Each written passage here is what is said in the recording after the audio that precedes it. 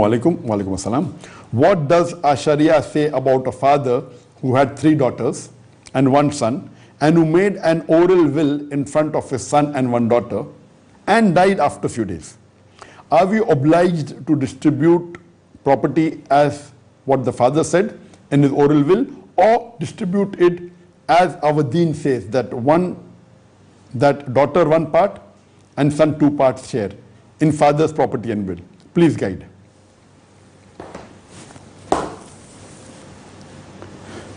The question poses that if a father before dying makes an oral will in front of his 1 son and 1 daughter, he has 1 son and 3 daughters, and if he makes an oral will in front of 1 son and 1 daughter, and after he dies, should they distribute according to what the father said or what the Quran has said? The Quran is very clear cut, and Allah says in the Quran in Surah Nisa chapter number 4 verse number 11 and 12. There are various verses talking about inheritance, but the main important verses is from Surah Nisa chapter 4 verse number 11 and 12. Verse number 11 says, as for the inheritance of your children, the son, the male, gets double the share of the female. If there are only females, 2 or more, they share in a 2/3. If only 1 female, she gets half, after paying the legacies and debt. As far as your parents are concerned, if there are children, each parent gets 1/6. If there are no children, mother gets 1/3. If you have brothers and sisters, mother gets 1/6. All this is after the payment of legacies and debts, means all the liabilities and the debts is there. Verse number 12 says, in what your wife leaves for you, you get half if there are no children, and you get 1/4 if there are children, after paying of legacies and debts, all the liabilities. The verse continues, in what you leave for your wives, if you have no children, wife gets 1/4. If there are children, wife gets 1/8, after paying of legacies, the liabilities and the debts. And the verse continues, in short, these, and the verse says in the end, these are shares ordained by Allah subhanahu wa ta'ala. You don't know who's closer to you, your parents or your children. So these are shares ordained by Allah subhanahu wa ta'ala. Once these verses were revealed in the Quran, it is compulsory for every Muslim that he should the inheritance should be as per the verse of the Quran.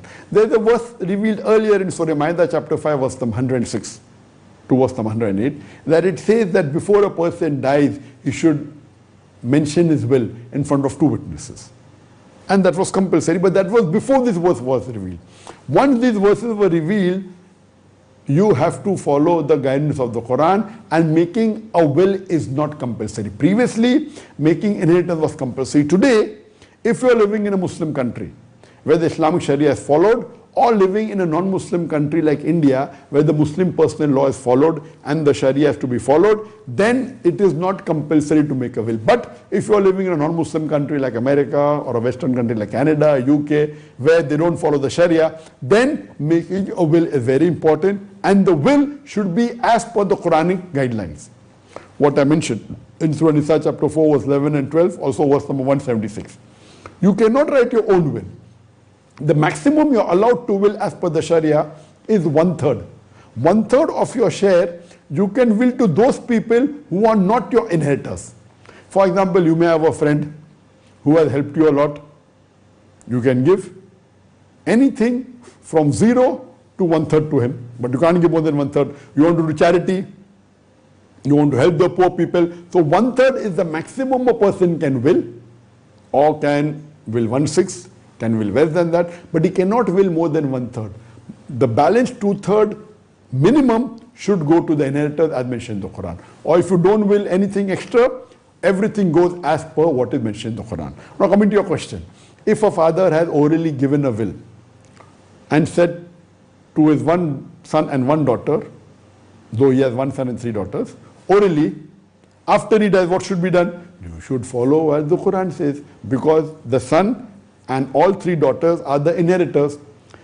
The father cannot say, I love 1 daughter more, she'll get more share than the second daughter because she is not good to me.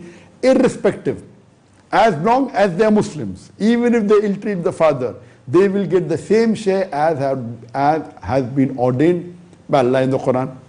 Whether he says orally or whether, even if he says orally, which is not matching the Quran, it should be changed.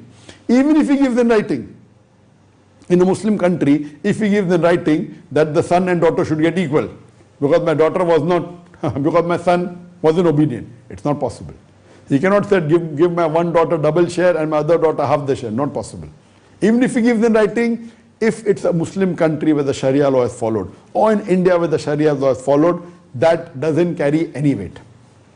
So whether he said orally to one of the sons and one of the daughter, or he gave in writing, as per the Islamic Sharia, the share should be son get double than daughter. If after giving the shares of the parents, if there are any, or wife if there are any, whatever is remaining part will go between the children. So if there is one son and 3 daughters, he should make 5 parts.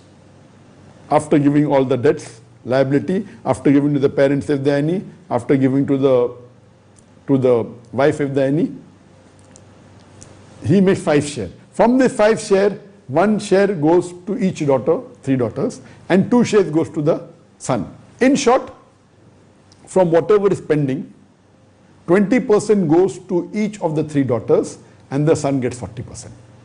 Irrespective of what the father said orally or whether they gave in writing, as far as the children are concerned, you have to follow Allah's guidance and stick to it as long as they are Muslims.